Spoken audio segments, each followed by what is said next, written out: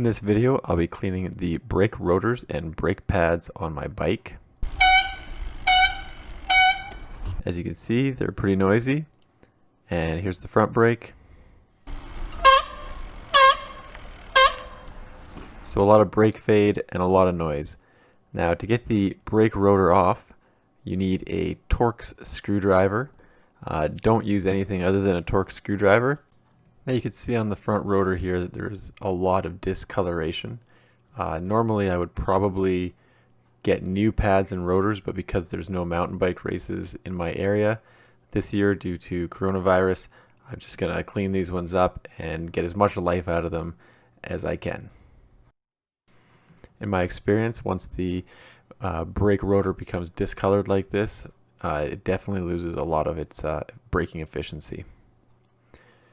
So to clean most of these brake parts, I'm just using some shop rags and some brake parts cleaner. I also have a bit of sandpaper which I'll break out in a few minutes. The first thing I'm going to do though is spray down the brake rotor with the brake cleaner and try and get some of that glazing off. And I'm going to flip it over and get the other side as well and just sort of wipe it down to get any of the oils off the surface of the brake rotor. And then I'm going to let that sit for a while I get the brake pads off the bike. With the rotors off the bike as well, it's a good time to make sure that they're not bent or warped. If they are, you can try and straighten them, or again, it may be time to get new rotors. So to remove the brake pads, first there is a cotter pin.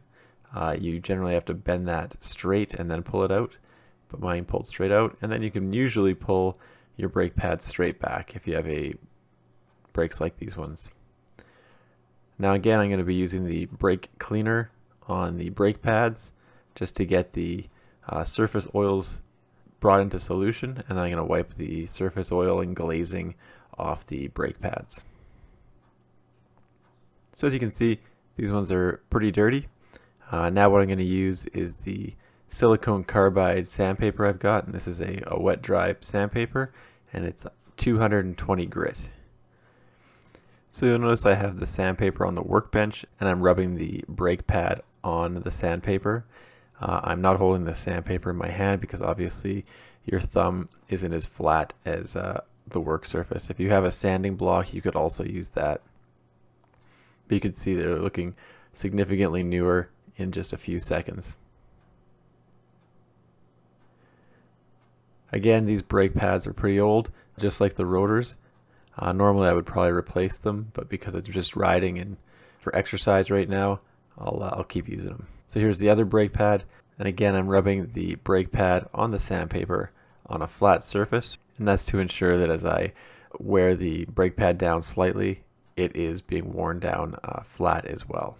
Once you're satisfied that they're cleaned off flat and all the glazing is gone, you can hit them again with the brake cleaner just to make sure all the sanding dust is off of them. They don't look like new, but they look a lot better. The most important thing here is to get that surface glaze off the brake pads, because that's really going to contribute to poor braking performance and brake fade while you're riding.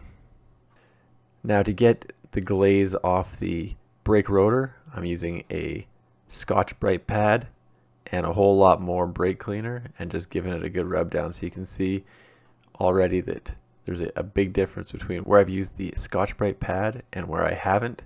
I'm going to continue with the Scotch-Brite pad on the rotor. And after a few minutes you can see there's the unclean side, and here's the side that I've used the Scotch-Brite pad on. So really night and day. Now these Scotch-Brite pads are all nylon, so it's not metal. It's not going to dig into your brake rotor. And I found that it worked really well for cleaning this front rotor. Now when you mount your rotor back on your bike, you got to make sure that it's in the right orientation. They are directional, and there is a chance that you could get it wrong. Now these Torx bolts came from the factory with blue Loctite on them, and it is something you might want to reapply when you reinstall them on your bike. When reinstalling these bolts, I also would advise doing them sort of incrementally instead of cranking one down super tight. Just slowly bring each one tighter and tighter and work in a crisscross pattern across the brake rotor rather than in say a clockwise or counterclockwise manner. Now I'm not going to show the cleaning of the rear brake pads or rotor since it is the exact same technique as I used for the front ones. Now when reinstalling the brake pads, you need to keep in mind that there is a left and right side that these brake pads need to go on. And sometimes if you have your bike upside down like I do here, it can be confusing.